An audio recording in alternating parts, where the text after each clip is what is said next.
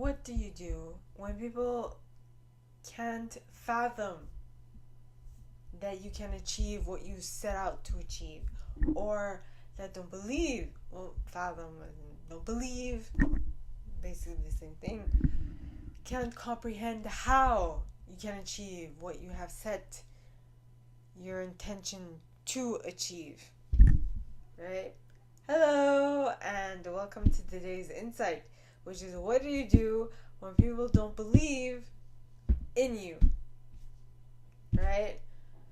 And now, I don't want to say that this is what happens all the time. I just want to say that most people, when evaluating something, and I might be generalizing, so please be mindful, okay? Generally, with a big G, or with capitals, whatever. Take this with a grain of salt, okay? Generally, people, when evaluating something, will evaluate it from their perspective, okay? And so that makes me such a difficult friend to have, because when you ask for my advice, I'll give you my advice from my perspective, exactly how you would give your advice from your perspective, right? And your advice from your perspective might not be best suited for me from my perspective, and vice versa. So when people ask me for my advice, I will generally give them the advice of do the hard work and you'll get the reward. But that's not what people want to hear. People want to hear do this for it to be simple and you can achieve these goals. I'm not saying that can't be done. It's just, in my experience, that has not worked. In my experience, doing for something to be ingrained within you, you need to do the hard work necessary to achieve it. You do it once, and that way, you do it once, it's done. You don't need to think about it anymore. It has been completed. But if you take a shortcut from the beginning,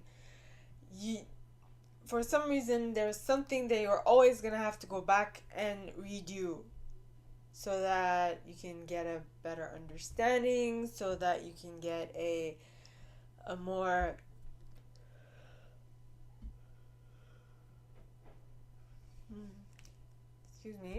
a more complete view of the ensemble. All right? So if anyone asks how I did what I did it through work. I put in the effort and I came out of it the other end because I put in the work and I did the hours and I put in the sweat and I bled and all those things. Sweat, blood, and tears. Not, well, yes, the blood was at the accident.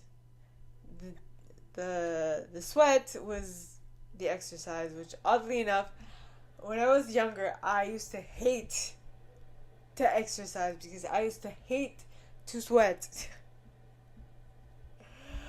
That is a little side note, but it is a big part of who I was. And so because of that, after my accident, I kind of, my relationship with physical activity changed a little, especially when I became an adult, right? Yeah. So from my perspective, all right, what you do when people don't believe in you, or that you will, or they don't believe that you will achieve the goal that you set out for yourself, is that you go ahead and achieve it anyway. I mean, I don't know what else to say. You just do what you want anyway, and then they'll just have to deal with the consequences of what the cards they were dealt with, which is in part because remember how I said that usually people evaluate the probability of something from their perspective, And we do that too, right? We'll be like, yeah, no, this is going to be too hard, so I'm not going to do it. And you shouldn't do it because it's definitely hard. Too hard. Too hard. And then, but if there's a person who's done it from their perspective, what is being asked in the moment is not that hard. So they'll say, yeah, it's easy, right?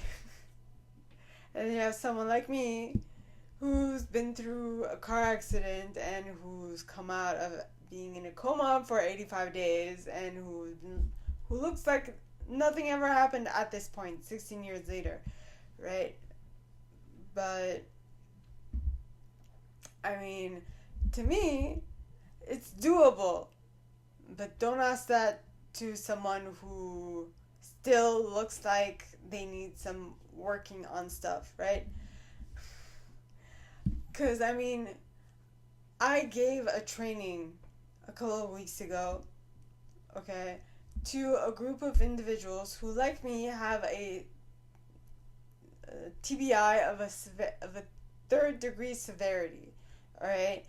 And there was this one gentleman who was convinced that I did not know what a TBI, traumatic brain injury, of a level 3 was and what that entailed. And I was like, no, I know what it is. I also have one. And he's like, oh, mine happened 40 years ago. I'm like, yeah, so mine happened 16 years ago. And, I mean, yes, there is a difference. I was 19 when this happened, so I was pretty young. And that could be a part of the reason why I was able to regain what I lost quite quickly. But, I mean to say that because people view certain things from their perspective and they judge it from their perspective, they don't comprehend how anybody can be outside of their perspective because that's all they see. That's all they can that's all they view the world from, right? Right. So sometimes you need someone else's opinion, someone who's from a different group. Like for example, there was something that I had difficulty with today, like difficulty comprehending today or a couple of days ago. So I sent something to my dad. I'm like, Dad, is this true? And he's like, well, Talar, think of it this way. If you're asking someone to change, right? How many times have I asked you to do something and you're like, no, right? As you tried, but it doesn't really compute with you. Try the exact same thing, but for this person. And it finally dawned on me. And I'm like, okay, alright, okay. Now I get it. It's a sad truth, but it is still a truth, right? It is a reality of this perspective, of this life experience. Okay. And I don't know if you heard that, but my neighbor's child is crying. So, when I'm laughing because it's funny because it really goes well with what I'm talking about, right? So, I was reading it from a woman's perspective, and to me, I'm just like I've dealt with this so often, and I've allowed myself to experience all this pain and all this difficulty that I'm like, okay, this is a normal pain for me because this is like what I've been going through since I was a girl, right? But for a guy who's not used to this kind of pain because he shut it out well in his early years, this is abnormal. It's not normal. So it's kind of that